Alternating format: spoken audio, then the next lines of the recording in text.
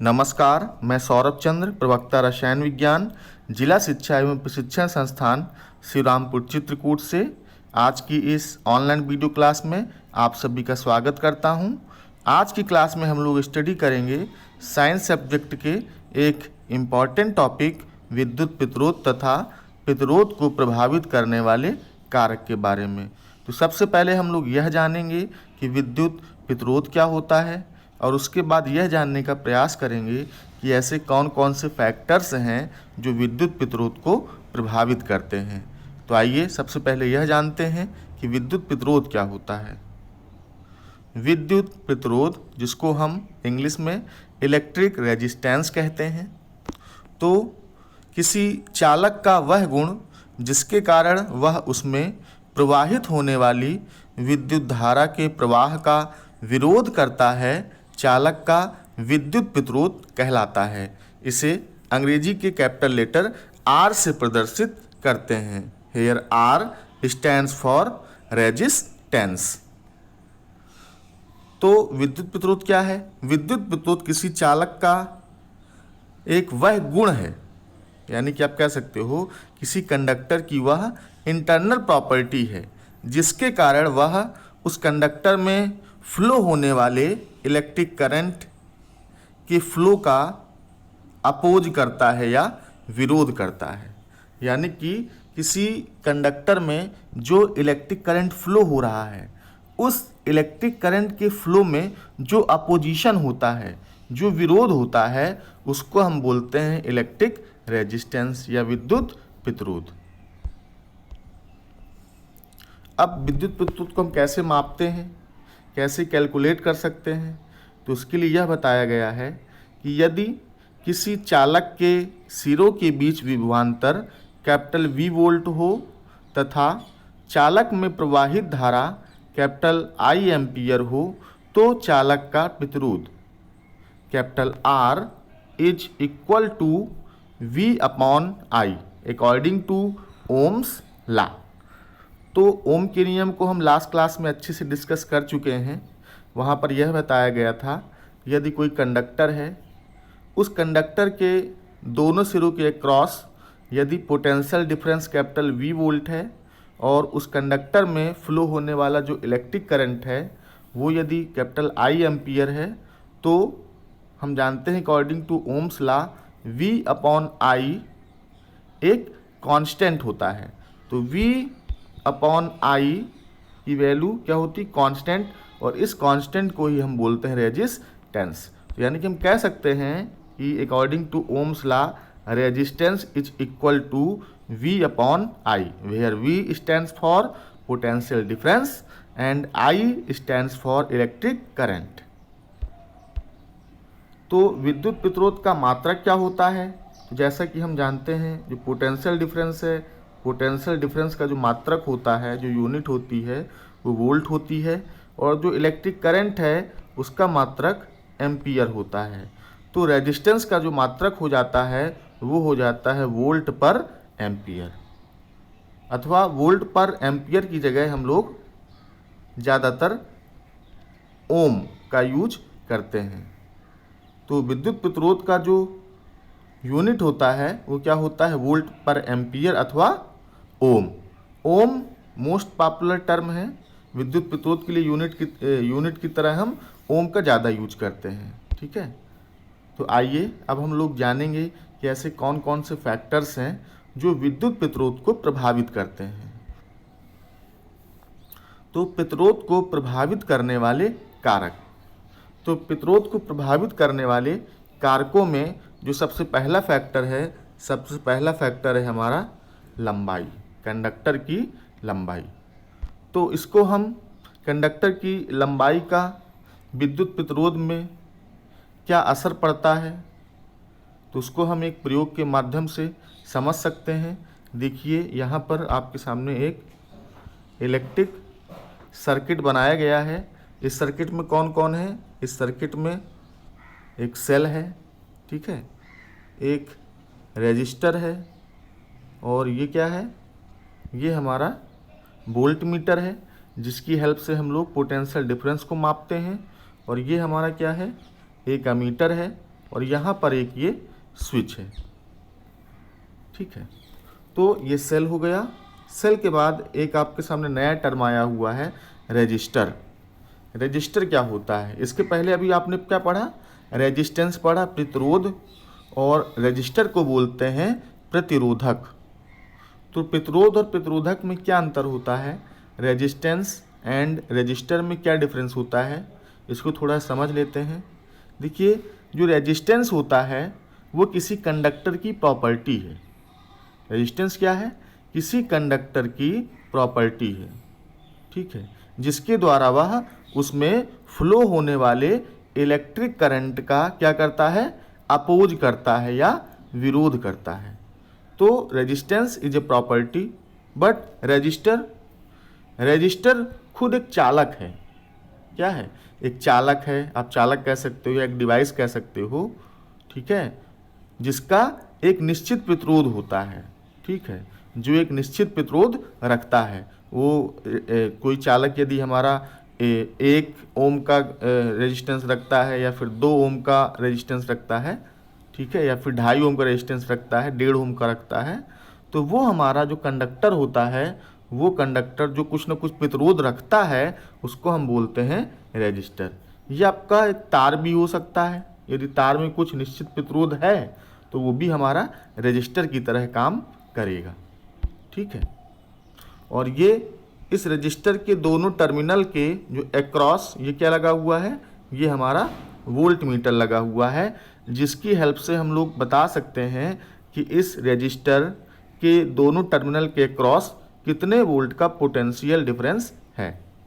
और एमीटर की हेल्प से हम लोग क्या बता सकते हैं कि इस रेजिस्टर से कितने एम्पियर का करंट फ्लो हो रहा है।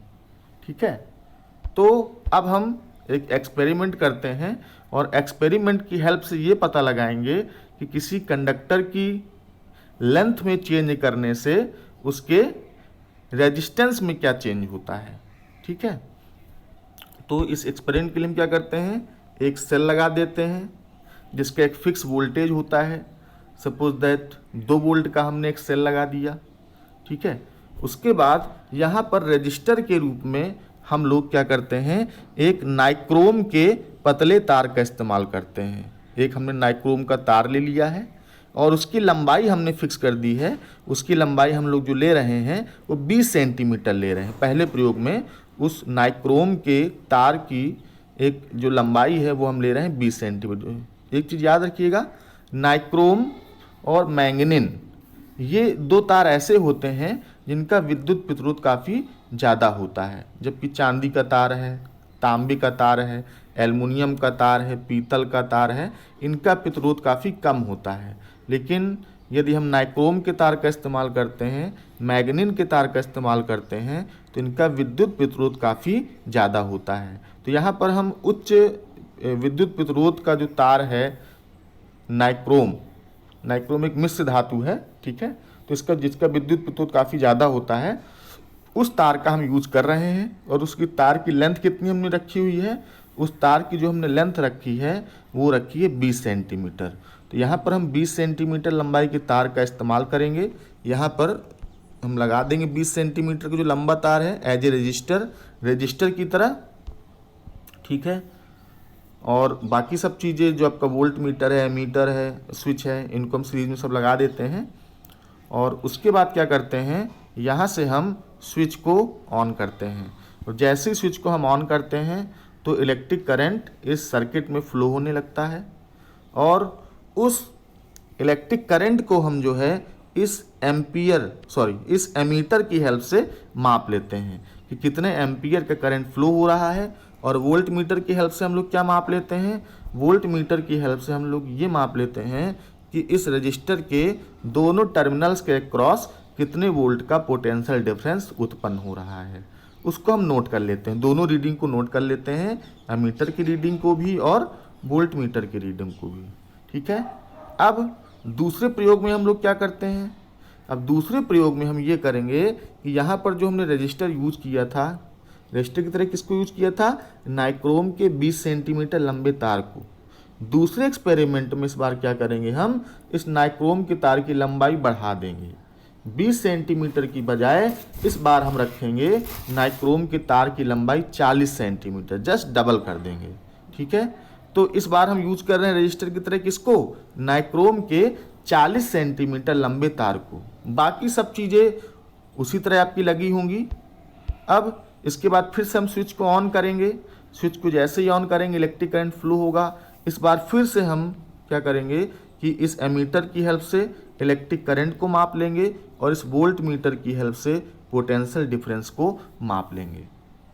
तो हम दूसरे प्रयोग में क्या देखते हैं, जब हम इस एमीटर की हेल्प से इलेक्ट्रिक करंट को मापते हैं तो इलेक्ट्रिक करंट को मापने पर हमको ये पता चलता है कि पहले की अपेक्षा इलेक्ट्रिक करंट की वैल्यू क्या हो गई है, चेंज हो गई है।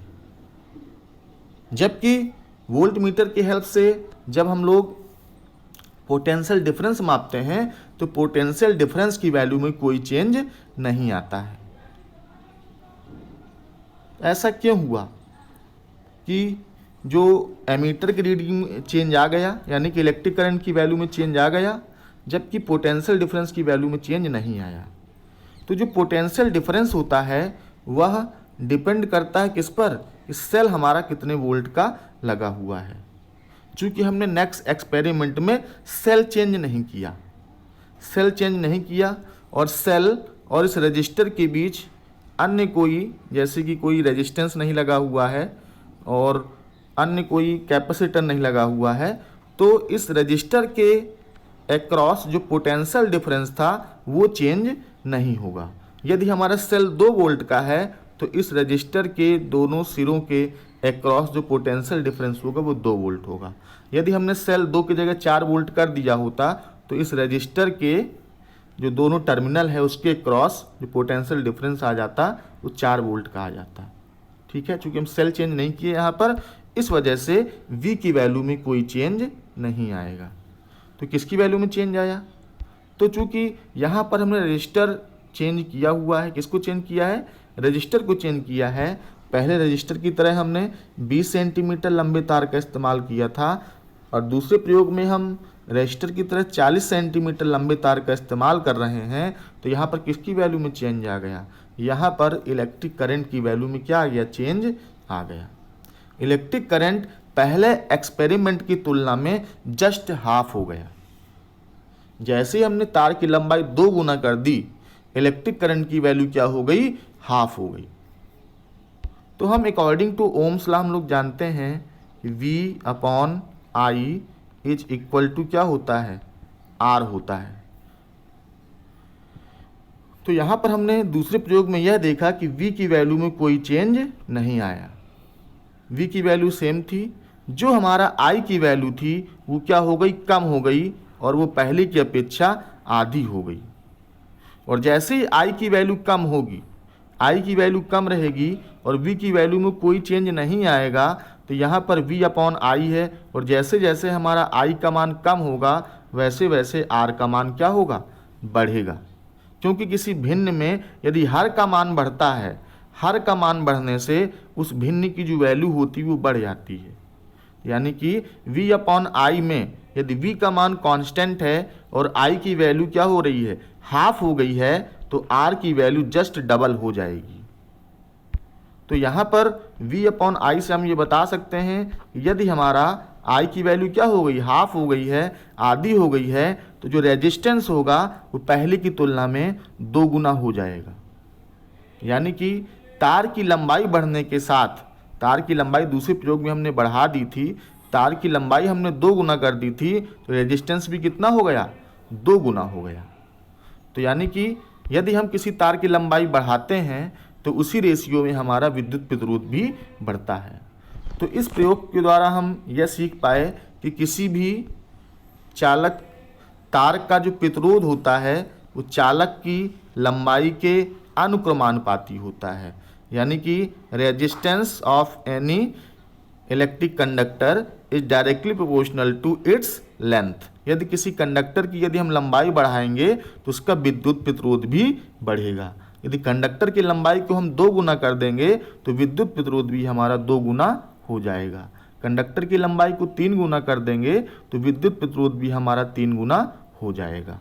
ठीक है, तो ये हमारा पहला फैक्टर था जो लंबाई जो विद्युत प्रतिरोध को प्रभावित करता है। आइए अब जानते हैं हम दूसरे फैक्टर के बारे में। दूसरा फैक्टर है हमारा क्षेत्रफल। यहाँ क्षेत्रफल से तात्पर्य उस कंडक्टर के एरिया ऑफ क्रॉस सेक्शन से है, अनुप्रस्थ परिच्छेद क्षेत्रफल से है। ठीक है, एरिया ऑफ क्रॉस सेक्शन या आप उस तार की मोटा मोटा बोलें तो उस तार की मोटाई से हमको तात्पर्य है। यदि तार की मोटाई बढ़ा रहे हैं यानी कि हम उस कंडक्टर का एरिया क्रॉस सेक्शन बढ़ा रहे हैं। ठीक है, तो इसको भी हम एक प्रयोग के माध्यम से समझ सकते हैं। यहाँ पर देखिए वही उसी तरह का पूरा ये सेम सर्किट है। इसमें हम क्या करते हैं, कैपेसिटर की तरह पहले हम यूज करेंगे 20 सेंटीमीटर पतले तार का, जिसका एरिया ऑफ क्रॉस सेक्शन क्या है, कम है। ठीक है, और उस तार को लगा करके हम क्या क्या मापेंगे, हम इस वोल्ट मीटर की हेल्प से पोटेंशियल डिफरेंस माप लेंगे और एमीटर की हेल्प से हम इलेक्ट्रिक करंट माप लेंगे। दूसरे प्रयोग में हम क्या करते हैं, दूसरे प्रयोग में हम लोग उसी 20 सेंटीमीटर लंबाई के तार, लंबाई इस बार नहीं चेंज करेंगे, लंबाई पहले प्रयोग में भी 20 सेंटीमीटर रखेंगे, दूसरे प्रयोग में भी 20 सेंटीमीटर रखेंगे, लेकिन दूसरे प्रयोग में हम क्या कर देंगे, उसका जो एरिया क्रॉस सेक्शन है तार का वो डबल कर देंगे। यदि पहले प्रयोग में area cross section 0.1 centimetre square था, तो दूसरे प्रयोग में हम उसका एरिया क्रॉस सेक्शन 0.1 से बढ़ा करके सपोज दैट हमने कर दिया 0.2 सेंटीमीटर स्क्वायर, यानी कि उसका एरिया क्रॉस सेक्शन बढ़ा दिया, उस तार की मोटाई हमने क्या कर दी, बढ़ा दी, जबकि लंबाई हमने सेम रखी हुई है। इस बार हमने मोटाई बढ़ाई है। तो हम देखते हैं जैसे हम उसका एरिया क्रॉस सेक्शन बढ़ा देते हैं और दोबारा हम जब वोल्ट मीटर और एमीटर से रीडिंग नोट करते हैं तो फिर हम ये पाते हैं कि वोल्ट मीटर की रीडिंग में कोई चेंज नहीं आता है। क्यों चेंज नहीं आया, क्योंकि हमने सेल यहाँ पर चेंज नहीं किया है। और एमीटर की रीडिंग में चेंज आ जाता है। एमीटर की रीडिंग में हम ये देखते हैं कि पहले प्रयोग की तुलना में जो विद्युत धारा का मान है पहले की अपेक्षा अधिक हो गया है। तो आई के मान में क्यों चेंज आया, आई के मान में इसलिए चेंज आया क्योंकि हमने यहाँ पर रजिस्टर चेंज कर दिया है, ज़्यादा मोटाई वाले रजिस्टर का यूज किया जिसका एरिया क्रॉस सेक्शन ज़्यादा है। तो यदि हम ज़्यादा मोटाई वाले या ज़्यादा एरिया क्रॉस सेक्शन वाले रजिस्टर का यूज करते हैं या किसी कंडक्टर का यूज करते हैं तो विद्युत धारा का मान क्या हो जाता है, बढ़ जाता है। तो अकॉर्डिंग टू ओम्स लॉ हम जानते हैं कि V/I इज इक्वल टू होता है R। तो पहले प्रयोग में V की कुछ वैल्यू थी, ठीक है, I की कुछ ना कुछ वैल्यू थी, तो उसी हिसाब से V/I से हम लोग रेजिस्टेंस की कुछ ना कुछ वैल्यू रही होगी। और दूसरे प्रयोग में हमने क्या देखा कि V की वैल्यू में कोई चेंज नहीं आया, जबकि जो I की वैल्यू है वो क्या हो गई है, I की वैल्यू हमारी बढ़ गई है। I की वैल्यू यहाँ पर हम ये देखते हैं, प्रयोग द्वारा यह पाते हैं कि I की वैल्यू हमारी पहले की तुलना में जस्ट डबल हो गई है। यदि I की वैल्यू डबल हो गई है तो R की वैल्यू में क्या अंतर आएगा। यदि किसी भिन्न के हर के मान में बढ़ोतरी होती है, यदि किसी भिन्न के हर के मान में बढ़ोतरी होती है तो इस भिन्न का ओवरऑल जो वैल्यू हो जाती है वो कम हो जाती है। तो यहाँ पर जैसे ही हम I का मान बढ़ाएंगे, I का मान जस्ट क्या कर देते हैं, डबल कर देते हैं, तो रेजिस्टेंस का मान हो जाएगा जस्ट हाफ। यानी कि किसी कंडक्टर में एरिया क्रॉस सेक्शन बढ़ा देने से उसका रेजिस्टेंस क्या हो जाता है, कम हो जाता है। यदि हम एरिया ऑफ क्रॉस सेक्शन को डबल कर देते हैं, 2 गुना कर देते हैं, तो रेजिस्टेंस हमारा आधा हो जाता है, हाफ हो जाता है। यानी कि किसी कंडक्टर का एरिया ऑफ क्रॉस सेक्शन बढ़ा देने से विद्युत प्रतिरोध हमारा कम हो जाता है। तो क्या होता है, क्षेत्रफल का क्या असर पड़ता है, किसी भी चालक तार का विद्युत प्रतिरोध चालक के अनुप्रस्थ काट के क्षेत्रफल कैपिटल A के व्युत्क्रमानुपाती होता है। यदि व्युत्क्रमानुपाती का तात्पर्य यह है कि यदि हम किसी एक चीज़ को बढ़ाएंगे तो दूसरा चीज़ क्या होगा, घटेगा। अपोजिट चलते हैं, एक चीज़ बढ़ेगा तो दूसरा चीज़ घटेगा। यदि हम एरिया क्रॉस सेक्शन को बढ़ाएंगे तो रेजिस्टेंस घटेगा, और यदि एरिया क्रॉस सेक्शन को क्या कर देंगे, घटाएंगे तो रेजिस्टेंस बढ़ेगा। अपोजिट चलते हैं एक दूसरे का। यानी कि यदि हम एरिया क्रॉस सेक्शन बढ़ा देंगे, रेजिस्टेंस क्या हो जाता है, घट जाता है। यानी कि हम कह सकते हैं R is inversely proportional to area of cross section. तो यह दूसरा फैक्टर था जो किसी इलेक्ट्रिक कंडक्टर के प्रतिरोध को प्रभावित करता है। उसके बाद आइए जानते हैं तीसरा फैक्टर ऐसा कौन सा है जो विद्युत प्रतिरोध को प्रभावित करता है। तो तीसरा फैक्टर है हमारा पदार्थ की प्रकृति, यानी कि नेचर ऑफ सब्सटेंस। अब देखिए इसमें भी हम एक प्रयोग करेंगे। इस प्रयोग में हम क्या कर रहे हैं, जो रजिस्टर की तरह तार यूज कर रहे हैं वो हम यूज कर रहे हैं। पहले प्रयोग में हम यूज करेंगे नाइक्रोम के ही तार का, जिसकी लंबाई 20 सेंटीमीटर है और उसकी कुछ ना कुछ मोटाई है। ठीक है, वो मतलब एक निश्चित मोटाई का तार है। पहले प्रयोग में हम लोग नाइक्रोम के 20 सेंटीमीटर लंबाई और एक निश्चित चौड़ाई, सपोज दैट चौड़ाई हम मान लेते हैं, उसका एरिया क्रॉस सेक्शन मान लेते हैं 0.1 सेंटीमीटर स्क्वायर उसकी मोटाई है। ठीक है, इतने हम लंबाई और मोटाई के तार का यूज करेंगे और फिर हम स्विच को यहाँ से ऑन करके और हम लोग वोल्ट मीटर की हेल्प से क्या निकाल लेंगे, पोटेंशियल डिफरेंस, कितने वोल्ट का पोटेंशियल डिफरेंस है ये कैलकुलेट कर लेंगे। और एमीटर की हेल्प से हम लोग यह जान लेंगे कि इस रजिस्टर से कितने एम्पियर का करंट फ्लो हो रहा है। दोनों रीडिंग को नोट कर लेते हैं। अब दूसरे प्रयोग में हम क्या करेंगे कि इस बार हम, पहले प्रयोग में हमने किसका यूज किया था, नाइक्रोम के तार का यूज किया था। इस बार हम यूज कर लेते हैं नाइक्रोम की तार की जगह कॉपर के तार का। इस बार हमने सब्सटेंस चेंज कर दिया, सब्सटेंस का जो नेचर है वो चेंज कर दिया। पहले वाले प्रयोग में हमने यूज किया नाइक्रोम के तार का, इस बार यूज कर लेते हैं हम नाइक्रोम की जगह कॉपर के तार का, लेकिन लंबाई और इसकी चौड़ाई वही रखते हैं जितनी नाइक्रोम के तार का हमने यूज की थी। नाइक्रोम की तार की लंबाई हमने कितनी ली थी, 20 सेंटीमीटर, और एरिया क्रॉस सेक्शन जो लिया था 0.1 सेंटीमीटर स्क्वायर लिया हुआ था। इस बार भी हम तार की लंबाई वही रखेंगे 20 सेंटीमीटर और एरिया क्रॉस सेक्शन वही रखेंगे 0.1 सेंटीमीटर स्क्वायर। लेकिन इस बार हमने जो तार जो यूज किया था वो हमने यूज किया था पहले वाले एक्सपेरिमेंट में नाइक्रोम के तार का यूज किया था और सेकेंड एक्सपेरिमेंट में हम यूज करेंगे नाइक्रोम की जगह कॉपर के तार का। तो हम देखते हैं कि यहाँ पर जब हम, जैसे ही हम सेकेंड एक्सपेरिमेंट में कॉपर के तार का यूज करते हैं, रीडिंग लेते हैं, तो सेम उसी, चूंकि हम यहाँ पर सेल चेंज नहीं करेंगे सेकेंड एक्सपेरिमेंट में, तो V की वैल्यू में कोई चेंज आएगा, तो V की वैल्यू में कोई चेंज नहीं आता है। लेकिन एमीटर की यदि हम रीडिंग नोट करेंगे तो एमीटर की रीडिंग में चेंज आता है, यानी कि विद्युत धारा में चेंज आएगा। और यदि V में चेंज नहीं आएगा, I में चेंज आएगा, और यदि I में चेंज आएगा तो वो चेंज कहाँ दिखाई पड़ेगा, वो चेंज हमको R में दिखाई पड़ेगा। ठीक है, यानी कि यदि हम इलेक्ट्रिक कंडक्टर का पदार्थ चेंज कर देते हैं, सब्सटेंस चेंज कर देते हैं, तो प्रतिरोध में अंतर आ जाता है। चूंकि इलेक्ट्रिक करंट में अंतर आता है, इस वजह से प्रतिरोध में भी अंतर आ जाता है। तो तीसरा फैक्टर हमारा था पदार्थ। यदि पदार्थ चेंज करेंगे तो विद्युत प्रतिरोध में चेंज आएगा। तो ये हमारा तीसरा फैक्टर है, पदार्थ की प्रकृति। इसमें लिखा हुआ है यदि समान लंबाई व समान अनुप्रस्थ काट के क्षेत्रफल के तारों को भिन्न भिन्न पदार्थों द्वारा निर्मित किया जाता है, ठीक है, तो दोनों चालक तारों का प्रतिरोध भिन्न भिन्न होता है। तो ये हमारा तीसरा फैक्टर था, पदार्थ की प्रकृति। अब हम जानते हैं चौथे फैक्टर के बारे में, और जो हमारा चौथा फैक्टर है वो है ताप या टेम्परेचर। ठीक है, तो इसमें भी हम एक प्रयोग करेंगे। सेम वही इलेक्ट्रिक सर्किट है, वही सेल है, वही स्विच है, वही एमीटर रजिस्टर सेम वैसे ही है।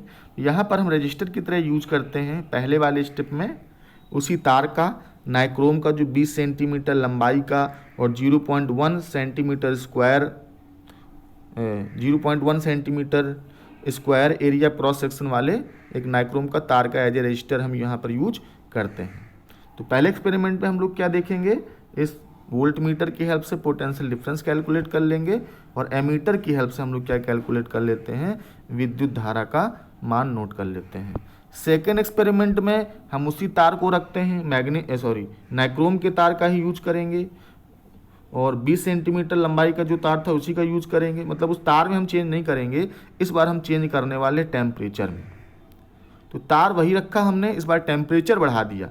तो टेम्परेचर बढ़ाने के साथ साथ हमने क्या देखा, जैसे हम रजिस्टर का टेम्परेचर बढ़ाते हैं तो हम देखते हैं कि वोल्ट मीटर में हमारा यहाँ पर कोई चेंज नहीं आता है। वोल्ट मीटर क्यों चेंज नहीं होता, क्योंकि सेल में कोई चेंज नहीं होता है, जबकि इलेक्ट्रिक करंट में चेंज आ जाता है। इलेक्ट्रिक करंट में क्यों चेंज हुआ, इलेक्ट्रिक करंट में इसलिए चेंज हुआ क्योंकि यहाँ पर हमने रजिस्टर के टेम्परेचर में चेंज किया हुआ है। यानी कि रजिस्टर का टेम्परेचर चेंज होगा, यदि रजिस्टर का टेम्परेचर चेंज होगा तो इलेक्ट्रिक करंट की वैल्यू चेंज होगी, और यदि इलेक्ट्रिक करंट की वैल्यू चेंज होगी V/I इक्वल टू R को यदि हम लेकर के चलें, यदि V की वैल्यू में चेंज ना करें, I की वैल्यू में चेंज करें, तो I की वैल्यू हम देखते हैं इस प्रयोग में, जैसे जैसे हम I की वैल्यू बढ़ाते हैं तो वैसे वैसे R की वैल्यू इसमें कम होती है। जैसे जैसे हम टेम्परेचर यहाँ पर जैसे जैसे हम बढ़ाएंगे, दूसरे प्रयोग में हमने टेम्परेचर बढ़ा दिया था तो हम एमीटर की जो रीडिंग थी उसकी वैल्यू में कमी आती है, विद्युत धारा के मान में कमी आती है। टेम्परेचर बढ़ाने के साथ साथ विद्युत धारा के मान में क्या आती है, कमी आती है, और यदि I के मान में कमी आएगी तो रेजिस्टेंस की वैल्यू क्या होगी, बढ़ेगी। यानी कि टेम्परेचर बढ़ाने के साथ साथ रेजिस्टेंस क्या होता है, हमारा बढ़ता है। तो यहाँ पर इस प्रयोग से यह सिद्ध हुआ कि किसी भी चालक तार का प्रतिरोध ताप के अनुक्रमानुपाती होता है। अर्थात किसी चालक का ताप बढ़ाने पर यदि हम टेम्परेचर क्या कर दें, बढ़ा दें, तो प्रतिरोध में भी क्या होती है, वृद्धि होती है।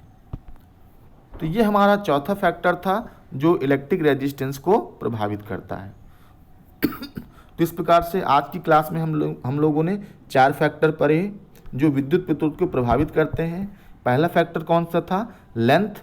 यदि हम किसी कंडक्टर की लेंथ को बढ़ाते हैं तो उसका विद्युत प्रतिरोध भी क्या हो जाता है, बढ़ जाता है। लेंथ को 2 गुना करेंगे तो विद्युत प्रतिरोध भी 2 गुना हो जाएगा। लेंथ को 3 गुना करेंगे तो विद्युत प्रतिरोध भी 3 गुना हो जाएगा। तो ये पहला फैक्टर था। दूसरा फैक्टर हमने पढ़ा एरिया क्रॉस सेक्शन या अनुप्रस्थ काट का क्षेत्रफल, यानी कि हम कह सकते हैं तार की मोटाई। तो तार की मोटाई को बढ़ाने पर क्या होता है, या एरिया क्रॉस सेक्शन किसी वायर का बढ़ाने पर क्या होता है। तो एरिया क्रॉस सेक्शन यदि हम किसी कंडक्टर का बढ़ा देते हैं तो क्या हो जाता है, रेजिस्टेंस की वैल्यू कम हो जाती है। तो जैसे यदि हम एरिया क्रॉस सेक्शन को 2 गुना कर देंगे तो रेजिस्टेंस हमारा आधा हो जाएगा। यदि एरिया क्रॉस सेक्शन को 3 गुना कर देंगे तो रेजिस्टेंस हमारा 1/3 हो जाएगा। एरिया क्रॉस सेक्शन को 4 गुना कर देंगे तो रेजिस्टेंस हमारा 1/4 हो जाएगा। यानी कि किसी भी कंडक्टर का एरिया क्रॉस सेक्शन बढ़ा देने से रेजिस्टेंस की वैल्यू पहले की अपेक्षा क्या हो जाती है, कम हो जाती है। और तीसरा हमने फैक्टर पढ़ा पदार्थ की प्रकृति, यानी कि नेचर ऑफ द सब्सटेंस, कि हम वायर में किस पदार्थ का यूज कर रहे हैं। तो पहले प्रयोग में हमने किसका यूज किया था, नाइक्रोम के तार का, और दूसरे एक्सपेरिमेंट में हमने यूज किया था कॉपर के तार का। यहाँ पर हमने पदार्थ चेंज कर दिया था, तो पदार्थ को चेंज कर देने पर हमने यह पाया था कि इलेक्ट्रिक करंट की वैल्यू में चेंज आ रहा है, और यदि इलेक्ट्रिक करंट की वैल्यू में चेंज आएगा तो डेफिनेट से बात है रेजिस्टेंस में भी चेंज आएगा। यानी कि यदि हम पदार्थ चेंज कर देते हैं तो रेजिस्टेंस हमारा चेंज हो जाता है। तो यह तीसरा फैक्टर था जो रेजिस्टेंस को प्रभावित करता है। उसके बाद लास्ट में हमने यह देखा कि टेम्परेचर का क्या इफेक्ट पड़ता है। तो यहाँ पर हमने यह देखा कि जैसे जैसे हम टेम्परेचर बढ़ा देते हैं किसी कंडक्टर का या किसी रजिस्टर का, तो टेम्परेचर बढ़ा देने पर क्या होता है, इलेक्ट्रिक करंट की वैल्यू में क्या आ जाती है, कमी आ जाती है। इलेक्ट्रिक करंट की वैल्यू कम हो जाने का मतलब रेजिस्टेंस बढ़ जाता है। यानी कि टेम्परेचर बढ़ाने के साथ साथ रेजिस्टेंस क्या हो जाता है, बढ़ जाता है। तो यह 4 फैक्टर थे जो किसको प्रभावित करते हैं, मुख्यतः प्रतिरोध को प्रभावित करते हैं। तो आज की क्लास में इतना ही, बाकी अन्य चीज़ों के लिए हम लोग अब नेक्स्ट क्लास में मिलते हैं। Thank you.